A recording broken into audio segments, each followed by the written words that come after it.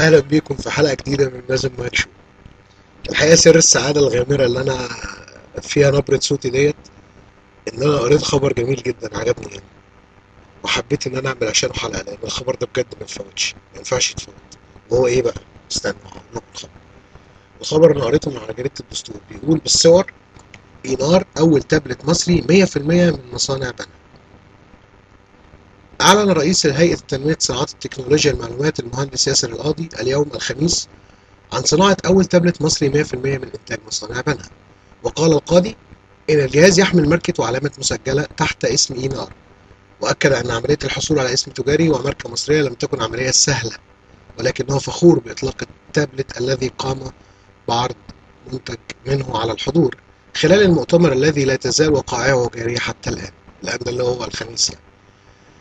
جاء ذلك خلال مؤتمر عرض أولويات قطاع الاتصال وتكنولوجيا المعلومات وإطلاق استراتيجية القطاع العام حتى عام 2017 بحضور وزير الاتصالات. تصفح جريدة الدستور اليوم الخميس مش عارف ايه، وجايبين صور للتابلت وواحد ماسكه ولابس قميص كراهات ابيض، ووزير الاتصالات ماسكه تقريبا وراه اللوجو بتاع السمارت فيليج. تمام. فالخبر جميل يعني، الخبر بجد حاجة ما ينفعش ان احنا تعدي علينا كده مرور الكرام. انا فخور، انا فخور بجد ان البحث العلمي عندنا في مصر قوي جدا، وعنده قوة تحمل وقوة اعصاب ان هو يقدر يشتغل ويطلع اول تابلت مصري في ظل الظروف الجميلة اللي احنا عايشين فيها ديت، ما بين حرق وضرب وقتل وعدم وجود امن في الشارع ومظاهرات واعتصامات وكل الكلام الجميل دوت. فريق العمل بتاعنا فعلا فريق قوي، يقدر ان هو يمسك اعصابه ويروح كل يوم يشتغل عشان يطلع التابلت المصري. ومش اي فريق عمل بقى، لا، اسمع الكلام بيقول لك ايه. اسمع الخبر تاني: اينار اول تابلت مصري 100% من مصانع بنها.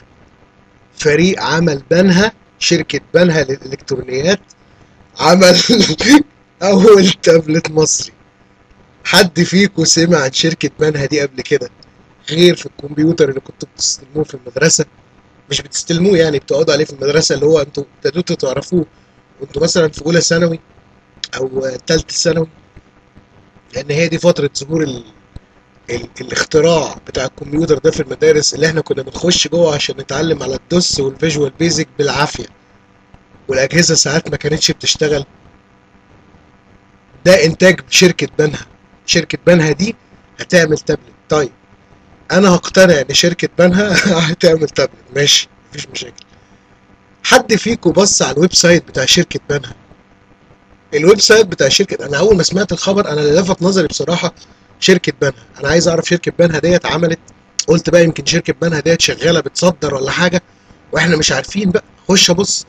دخلت ابص على موقع شركه بنها للالكترونيات، لقيته انا مش هتكلم يعني انتوا، ومش عايز اكتبه عندي بصراحه ولا عايز احط منه حاجه، بس يعني خشوا انتوا بصوا، اعملوا كده سيرش واتفرجوا على موقع شركة بنها للإلكترونيات اللي هتعمل أول تابلت مصري، وشوفوا وهتعرفوا والله ليه ساعتها أنا عمال أضحك ومش مصدق اللي بيحصل ده.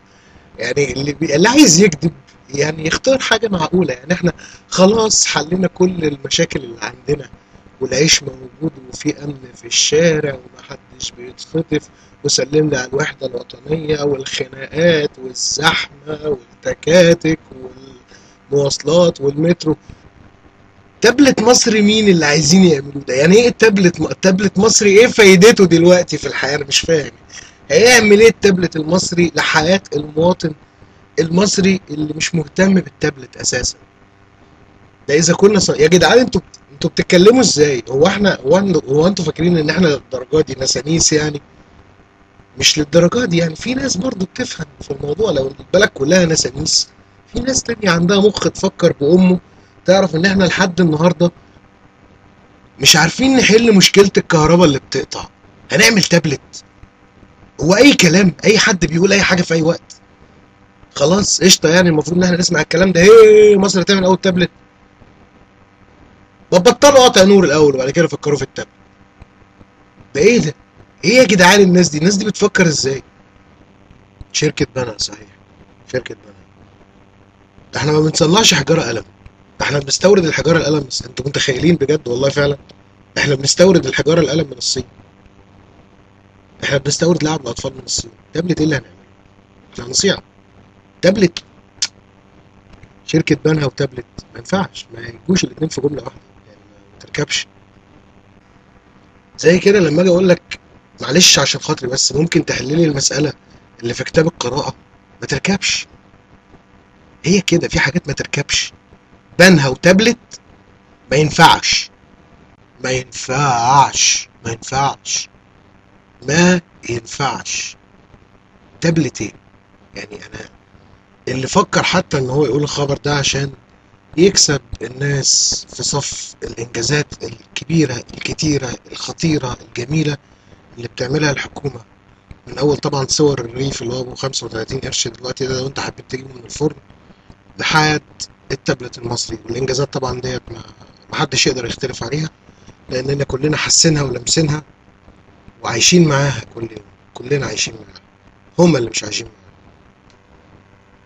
احنا اللي بنمثل الفيلم وهما اللي بيكتبوا السيناريو.